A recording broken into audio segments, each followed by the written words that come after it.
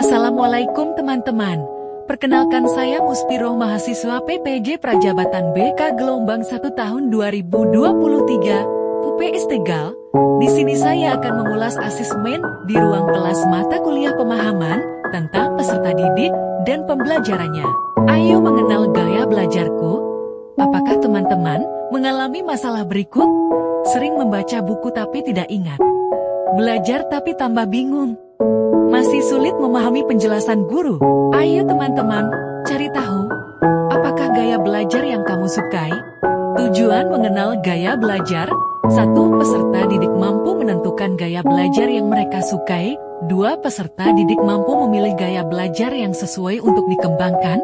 3. Peserta didik mampu mengelola cara belajar yang efektif sesuai dengan gaya belajarnya. Mobilitas belajar. 1. Setiap anak mempunyai perpaduan gaya belajar yang beragam. 2. Gaya belajar anak akan berubah dan menyesuaikan dengan kondisi pelajaran yang dihadapi. 3. Gaya belajar perlu distimulasi agar optimal. 4. Anak akan mengikuti fitrah gaya belajar yang unik.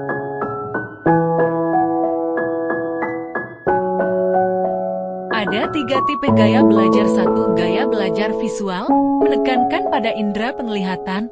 Teman-teman dapat membaca karakteristik dan strategi belajar untuk mengembangkan gaya belajar visual di bawah ini.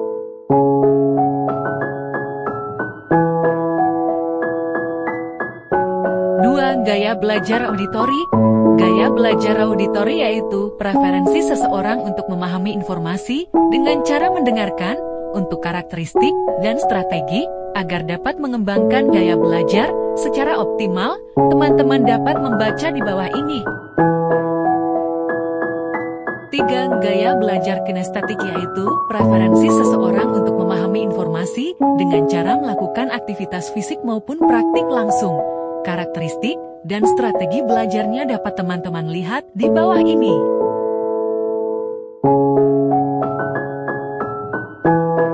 Diharapkan ketika teman-teman mengenal gaya belajar yang disukai, kemudian menerapkan agar dapat mencapai belajar yang efektif dan mengembangkan potensinya secara optimal. Tips belajar efektif. 1. Buat jadwal belajar yang teratur. 2. Temukan lingkungan belajar yang nyaman.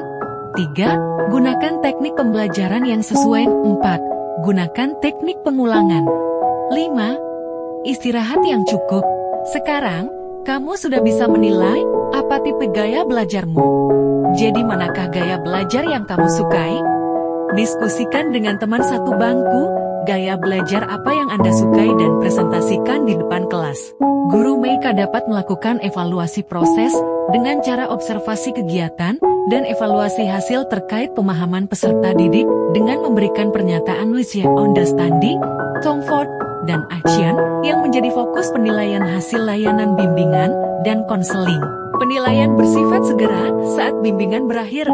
Jika peserta didik sudah paham, maka evaluasi sudah cukup, dan jika belum memahami silakan hubungi konselor di bawah ini untuk informasi lebih lanjut. Ibu Dian jalan-jalan tersandung batu. Cukup sekian, dan wassalamualaikum warahmatullahi wabarakatuh.